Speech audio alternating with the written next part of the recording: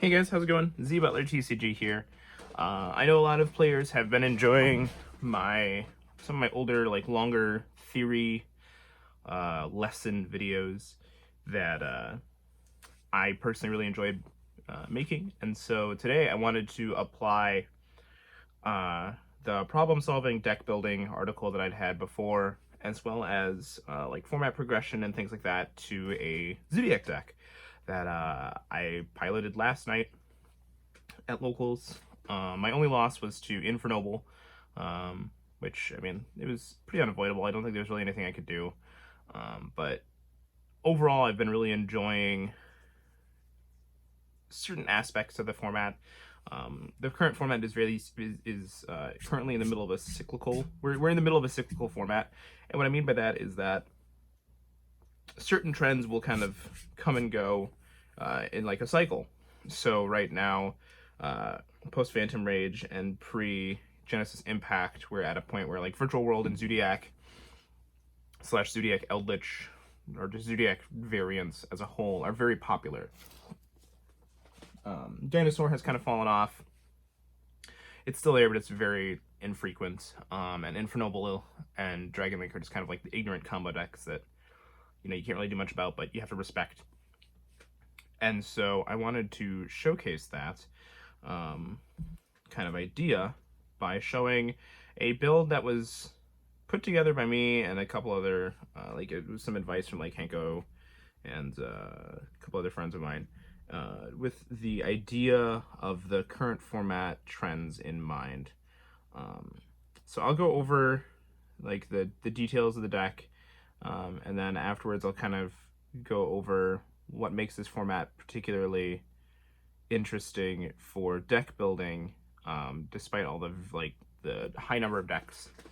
And if I'm not lazy, I'll put timestamps down below too, so you guys can just kind of rush through that. So for the deck, it's pure Zoodiac, which I'm typically not a fan of.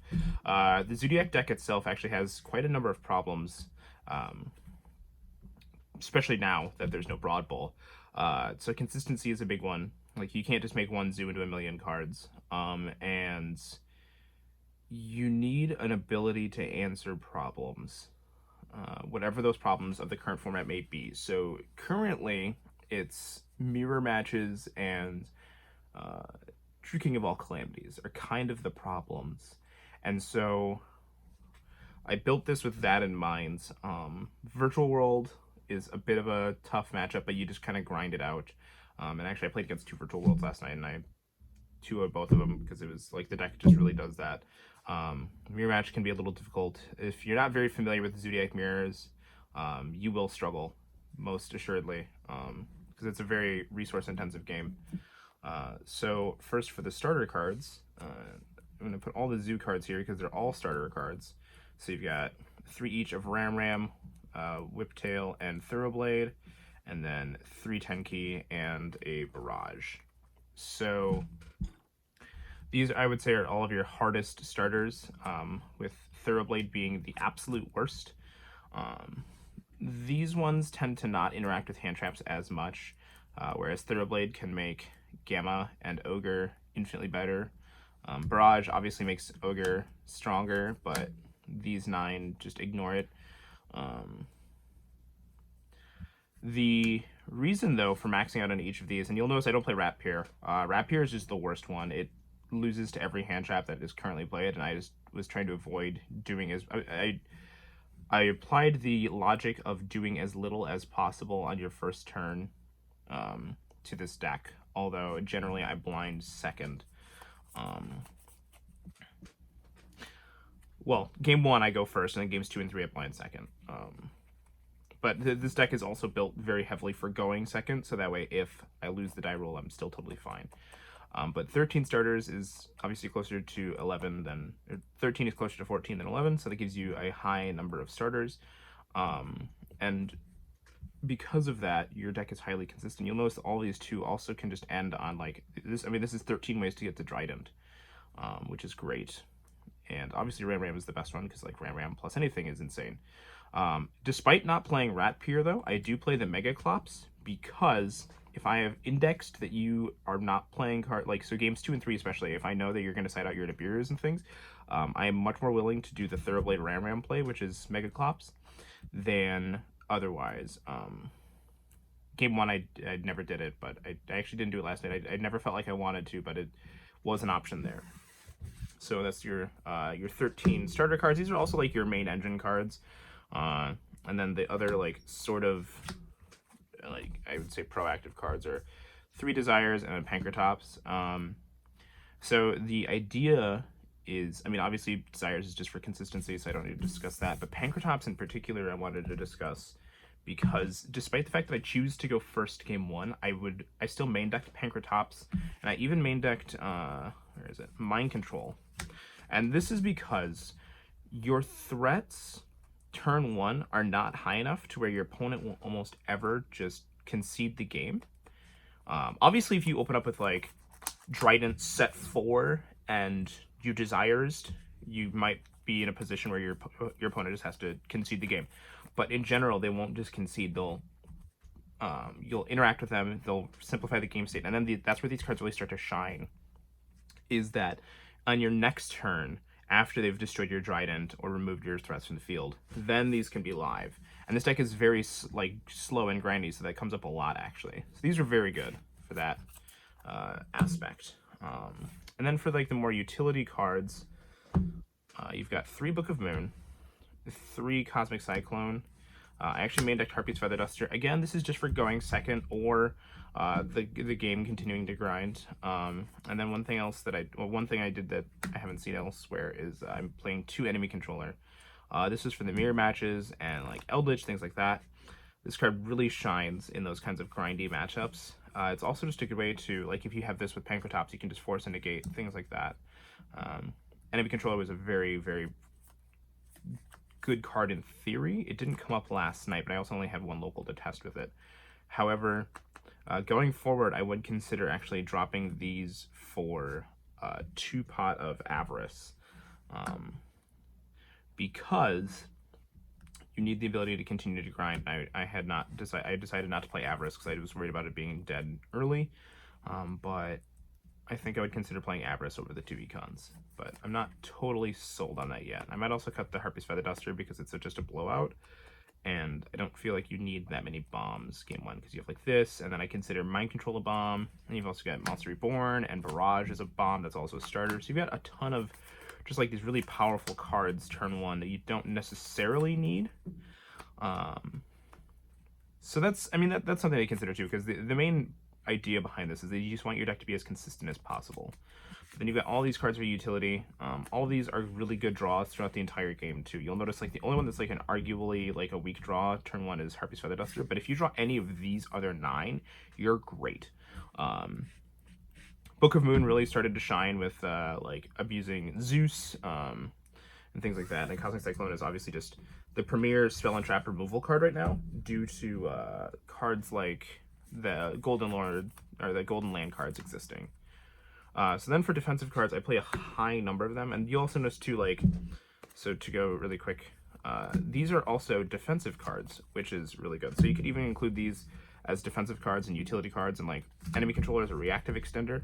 So now we'll put these in for defensive cards. You've got 3 Ash, 3 Dimension Shifter, 3 Nibiru, and 3 Imperm, and then you've also got 2 Enemy Controller and 3 Book of Moon. So these all count as defensive cards. So you've got 12, 34, 17, almost half your deck is just defense. Dimension Shifter was the most polarizing defensive card in the deck, but it's also the one that is like essentially an auto win against Dragon Link and Infernoble, and even Virtual World. They'll struggle. Just not being able to set up the graveyard is really important. So, despite not liking the card very much overall, I really dislike cards like that. I felt like I had to play it, and I think I would continue to do so going forward.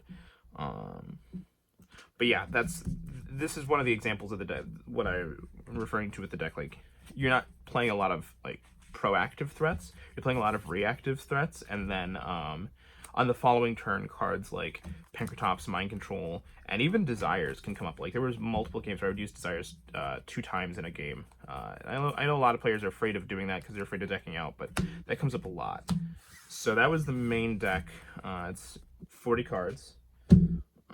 For the extra deck, I played 2 Zeus, 1 Trident, 2 Chalk-9, 2 Tiger Mortar, 2 Borbo, Hammer Kong, Vespinato, Link Karibo. This was specifically for the dinosaur matchup.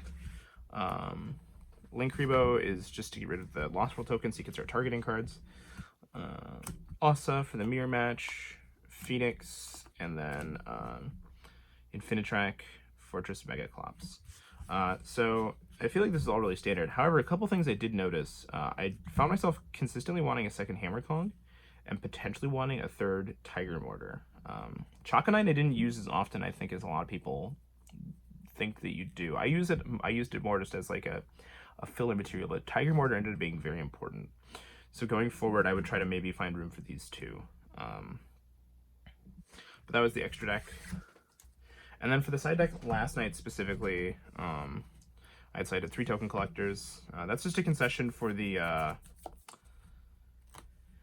Infernoble matchup. It's also okay against Dino, but it was mostly just for Infernoble because that matchup is you will struggle no matter what if you don't go first. And then 2 Kaijus. Being an Earth is particularly useful because it can be used for Ossa. It's also level 7 and it's the weakest one besides Gamma Steel, so there's really no downside to it. Though I would consider playing Godarla. A single Call by the Grave because I just didn't have main deck. You can also consider dropping enemy controller for like this and a single Avarice if you really wanted to, if you only wanted to play 1. Then 3 Mistaken Arrest for the mirror matches and things like that. 3 different dimension grounds, and then 3 torrential tributes. So these 6 in particular were very good because they're skip your turns. Torrential tribute came up a little bit. Overall, the side deck was, pretty whatever. But really quick here, just to go over some of the things that you could consider. So one of the big things I had considered was the Kaijus. Kaiju Zoo was a thing in the past, and the idea is that you would blind second, and so cards like their Cosmic Cyclones and their Infinite Impermanences and their Nibiru's and things like that are weaker against you, and then you can just clear the field, and then you just give yourself a giant Kaiju, you give them the weaker one, and then you start swinging. And if you're playing against Zoo, what you could do is you could Kaiju Slumber, give them like a Gamma Seal, give yourself a Kumongous, normal summon literally any card. So even if you bricked and let's say you drew like this, 3 Ashes and an Imperm, you could still just like do this, give yourself a Kumongous if they're playing the mirror match, and then you can just make Ossa, and then you're playing Zoo. So that was an option. Couple other ones that I had considered were I had considered Shuffle Reborn to go alongside Monster Reborn. Just if I felt like the mirror match was going to become more prevalent, this would be something I would consider. My Body is a Shield. If Gamma and Ogre became more prevalent, this would be really strong. I had also considered Pianissimo. And then let's see what else was there for main deck options. The Eldritch entire engine is still very strong. I just did not like how you became more prone to losing to like actual blowouts. Like Harpy's Feather Duster and Red Reboot were the only things I lost to when I played the Eldritch version, so I was just getting tired of that. So that's why you'll notice I only play 3 trap cards in my deck, and they're just Imperns. And just play a bunch of chainables that are high utility all the time, and that's kind of what we're going for. Is I'm trying to make the idea is to make your opponent's cards as useless as possible because they're all playing, assuming that you're playing like the more standardized builds now. The third enemy controller is an option. Like I said though, I never used these, so I can't speak to how useful they were. Upstart Goblin is always an option just to give yourself like 39 cards. I didn't grab it, but an Avarice, as I had mentioned, was definitely an option. Strike was something I played in the Eldritch version initially, and I really liked it, so that's something you could highly consider as like an additional defensive card. Imperial Order is just like another floodgate. Same with Mistake. Mistake might be really good. I like Mistake and Arrest more because it doesn't shut you down as long, but Mistake is just one of those cards that if they don't draw, they're out, like they just lose.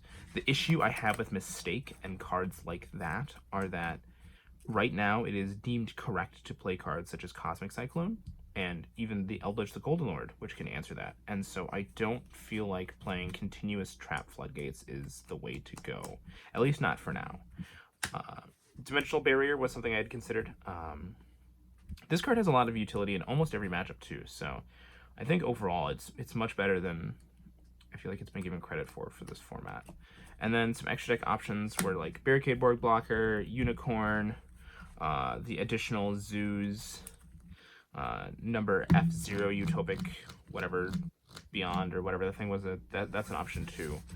But overall, I feel like this deck is just looking to abuse the current cycle of the format, which is everyone's kind of playing Eldritch Zoodiac, and most of the players aren't very good at it, or they're playing Virtual World, and most of them aren't very experienced, and so you can get a lot of advantage through just forcing a tempo-based game, and really looking to just maximize the value of your cards. If you guys enjoy this type of video, let me know down below. I would be happy to do this on other decks. I tend to typically only do deck profiles and stuff I'm currently playing, but I'm happy to go over like what makes a format cyclical, how to identify what cycle you're in, and things like that. So yeah, just let me know down below, guys, and have a great day.